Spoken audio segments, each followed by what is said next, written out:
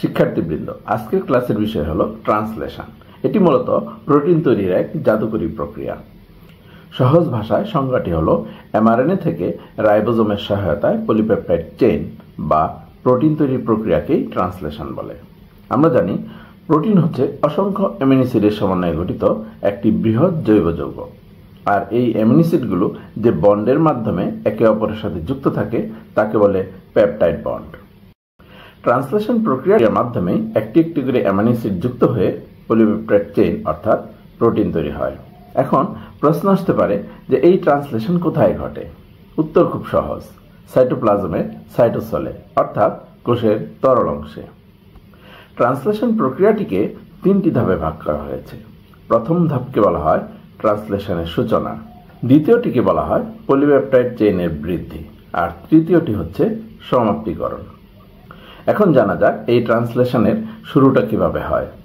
ট্রান্সক্রিপশনের মাধ্যমে তৈরি হওয়া এমআরএনএটি নিউক্লিয়ার রন্ধ্র দিয়ে নিউক্লিয়াস থেকে বের হয়ে সাইটোপ্লাজমের সাইটোসলে চলে আসে।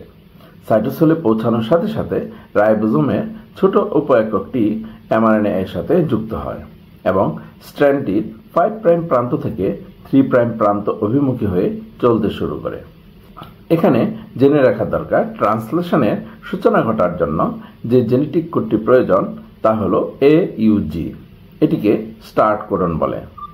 রাইবোজোমটি এমআরএনএর মধ্যে যতক্ষণ পর্যন্ত এই স্টার্ট কোডন অর্থাৎ AUG কে খুঁজে না পায় ততক্ষণ পর্যন্ত সামনের দিকে অগ্রসর হতে থাকে। অন্যদিকে একই সময়ে মেথিওনিন অ্যামিনো অ্যাসিড যুক্ত একটি ইনিশিয়েটর টিআরএনএও এই স্টার্ট কোডনের দিকে এগিয়ে আসতে থাকে। মনে রাখতে হবে এই টিআরএনএ এর অ্যান্টিকোডনটি কিন্তু UAC, যেটি স্টার্ট কোডন AUG এর ঠিক বিপরীত। ফলে টিআরএনএটি সহজেই এমআরএনএ এর সাথে সংযুক্ত হয়ে যায়।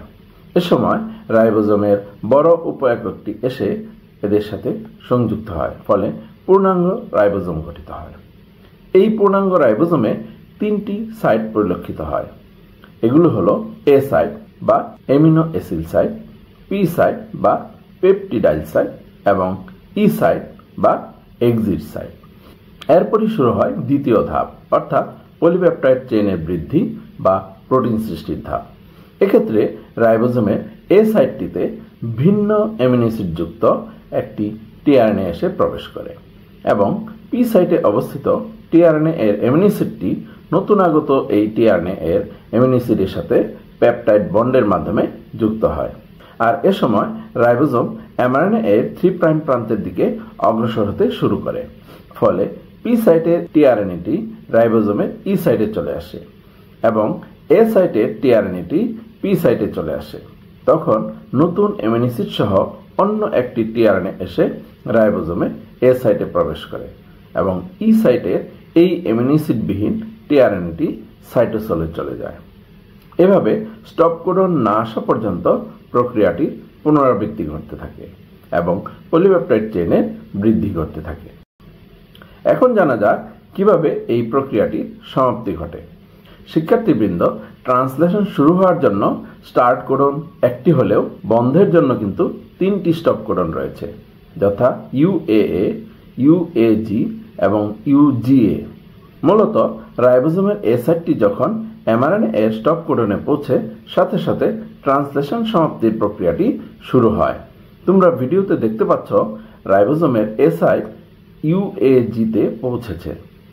এখানে UAG এর পরিবর্তে যদি UAA অথবা UGA থাকতো তবুও একই ঘটনা ঘটত। যাই হোক, রাইবোজোম স্টপ কোডনে পৌঁছানোর সাথে সাথে একটি রিলিজ ফ্যাক্টর এসে উপস্থিত হয় এবং সবকিছুকে পৃথক করে দেয়, অর্থাৎ ট্রান্সলেশন প্রক্রিয়াটিকে থামিয়ে দেওয়ার মাধ্যমে পলিপেপটাইড চেইন তথা প্রোটিন তৈরির কার্যক্রমটি সম্পন্ন করে। শিক্ষার্থীবৃন্দ, আশা করি ট্রান্সলেশন প্রক্রিয়াটি তোমরা সহজেই বুঝতে পেরেছ। মনে রেখো, এই প্রক্রিয়াটি শুধু জৈবিকভাবেই গুরুত্বপূর্ণ নয়, বরং এটি জীবের মূল ভিত্তি গঠনের একটি চমৎকার নিদর্শন। আজকের ক্লাসটি তাহলে এখানে শেষ করছি। সবাইকে অসংখ্য ধন্যবাদ।